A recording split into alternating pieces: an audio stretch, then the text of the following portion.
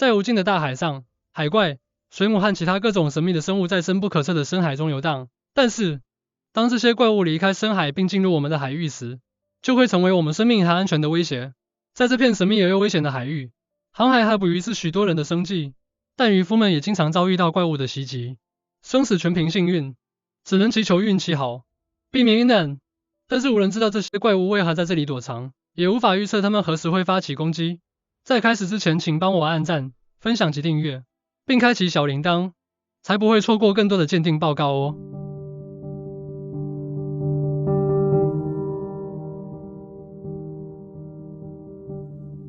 各位异界搜查官们，大家好，我是一项鉴定师艾伦，今天要来跟大家分享一个关于海怪的故事。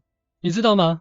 地球的70%面积都是海洋，而海洋的深度深不可测，所以如果在深海中发生不寻常的现象，那些生活在陆地上的人类，就算再怎么瞪大眼珠子也发现不了。就算是海洋生物学家，把毕生精力都砸进去，也只能模模糊糊的分析海底的生物生长情况。说到底，还是无法详尽明确的下定论。因为海洋内孕育了地球神秘的一面，它不会那么乖乖让人们一眼就看透它的底细。今天的故事发生在1964年2月9日下午，纽西兰卡利图赫里亚岛的外海上，一艘小渔船正在全力向港口冲刺，海面风平浪静，只有小船马达的轰鸣声在耳边回响。突然，一阵奇怪的声音沙沙沙从小船前方传来，那声音好像从未听过。几个渔夫开玩笑说，应该是鲨鱼在找东西吃吧。然后哈哈大笑，根本不留意这奇怪声音背后的可能性。大家都想赶快回到港口，把渔获变现，放松一下紧张的心情。但是，谁知道接下来会发生什么惊人的事情呢？就在这时，前面海上竟然出现一个高约5公尺的小岛，这个真是令人匪夷所思。这座小岛不仅色彩缤纷，还有红、白、绿3色相间，而且还以极缓慢的速度在移动。渔夫们惊讶地说：“这是什么东西呀？”但是他们还是太天真，没想到危险就在他们身边潜伏着。好奇心被挑起的渔夫们拿起望远镜仔细观察这个活的小岛，或许他们还想着，若是能将这个活的小岛带回去，必定可以卖个好价钱。8成是海底巨龟，不小心跑进港口里。最年长的希洛图伯伯看着远方，语重心长地说：“巨龟是有灵性的，咱们还是不要强求。”可是这次他们可没有那么好的运气了。就在大家还在议论着小岛的真面目时，整艘渔船突然像被不知名的力量推翻一般，渔夫们像是被当成垃圾般丢入海中，船上那些刚捕到的美味鱼虾也瞬间消失得无影无踪。这种情况实在太匪夷所思，大家在海里挣扎了好一阵子，终于纷纷浮出水面。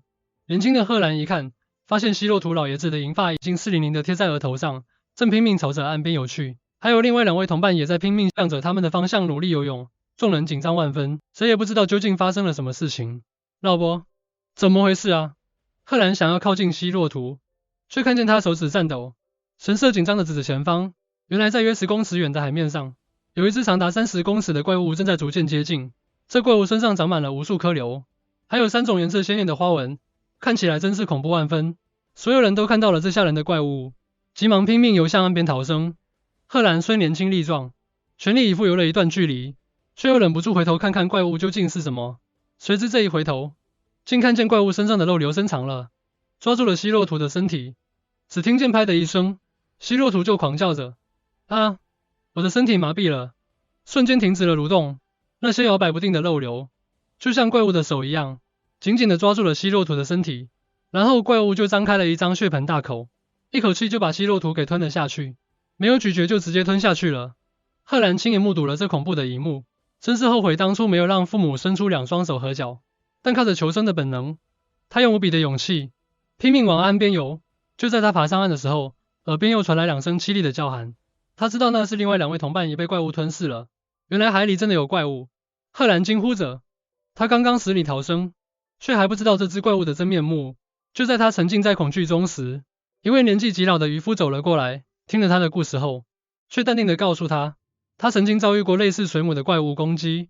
我也碰过这只怪物啊！30年前，还没有现在这么先进的航海技术，我们都是坐木板小舟出海，它就常常袭击我们，把我们变成了海底的美食。那个浮在海面上的椭圆形小岛就是它的身体，同时也是它的大口，再加上2颗血红的大眼睛，还有无数摇摆不定的手，这些都是构成它的主要器官。我见到它的样子，心都要跳出来了。老渔夫说到这里，语气里透露出深深的恐惧，似乎还活在当时的恐怖中。据说这种怪物躲藏在深海中，平时不易被发现，但是为什么会出现在港口附近的浅海来危害人类，却是无人知晓的神秘。赫然不禁摇头叹息，他想，或许人类永远无法理解海洋的深处，而这样神秘的生物也只能在深海里安静的生活着。对于今天的故事，你有什么看法呢？